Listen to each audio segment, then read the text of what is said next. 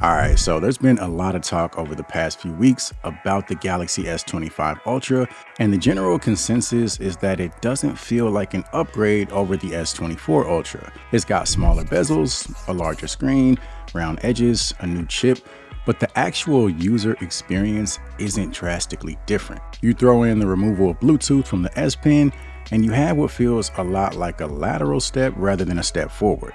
But there is one feature that I think deserves a little bit more attention and more credit, and that's the ability to record video in log format. Now, just in case you're not familiar with log video and its benefits, I'll do my best to break it down.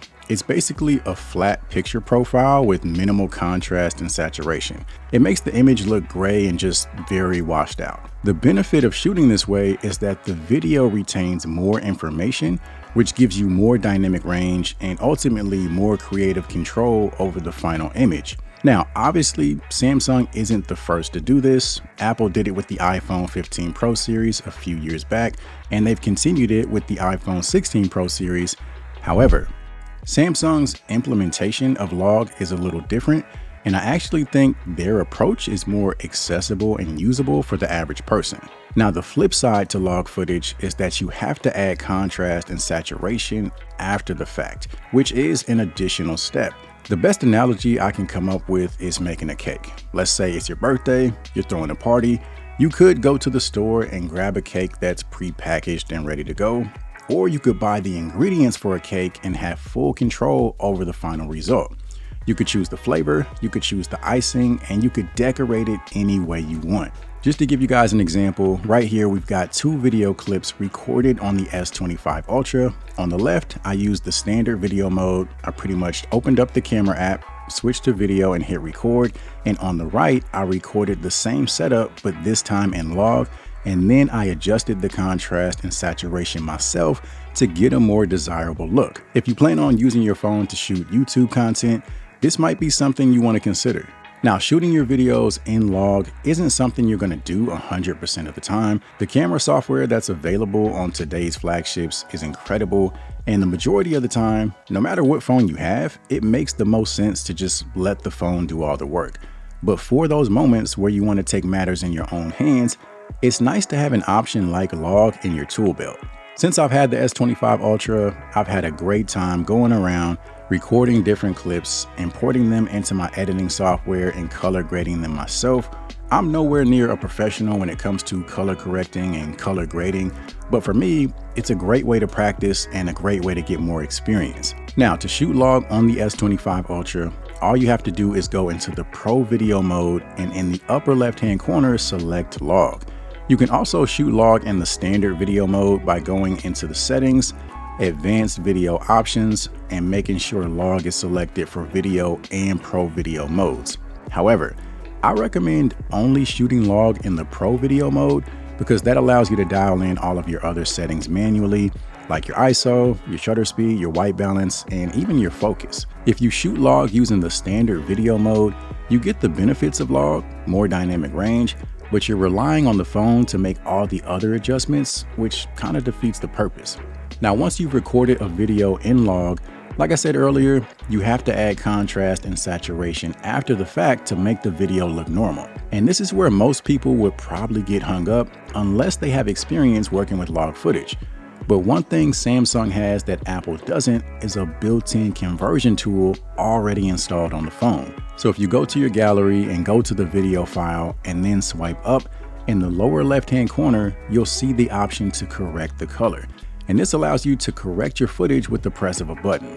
So if you're new to log footage, this is a great way to get started. Ultimately though, you do want to learn how to convert your footage manually because again, the idea is to have full creative control. And it's actually not as hard as you might think to convert it manually. You basically want to drop the video file in your editing software of choice. And from there, you typically want to bring down the shadows, adjust the midtones, bring up the highlights, increase the saturation, and then make any other creative adjustments you see fit. If that seems a little too advanced for you at the moment, again, at least Samsung gives you a place to start with that color correct option. When it comes to Apple, you either have to know how to convert the footage manually to begin with, or you have to download a conversion tool from the internet that you can then use with a third-party app like the Blackmagic Camera app. Now, the other benefit when it comes to Samsung's log footage is file size. Samsung uses a codec called HEVC, also known as H.265, which gives you manageable file sizes. Apple devices record log using ProRes, which is a higher quality codec, but the file sizes are insane. Just a 30-second clip shot in 4K ProRes log is over 2 gigabytes. You could easily blow through your entire phone's storage in less than 30 minutes of recording.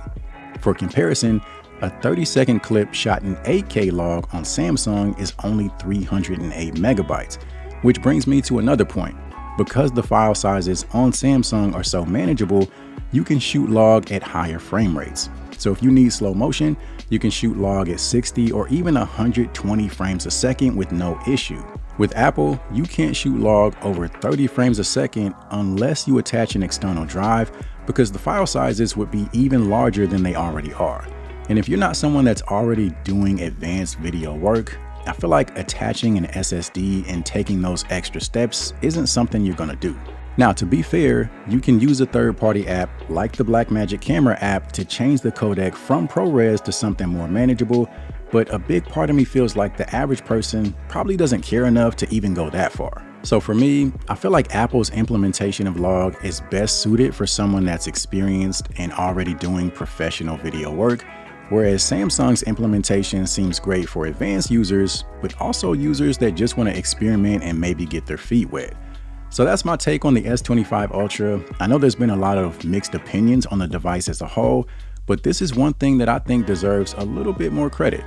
Let me know what you guys think in the comment section below, and if you did pick up the S25 Ultra, go ahead and experiment with that log footage if you haven't already. Aside from that, appreciate you guys for watching. As always, do me a favor, give the video a thumbs up. Also consider subscribing if you found it to be helpful. And aside from that, I'll see you guys in the next one.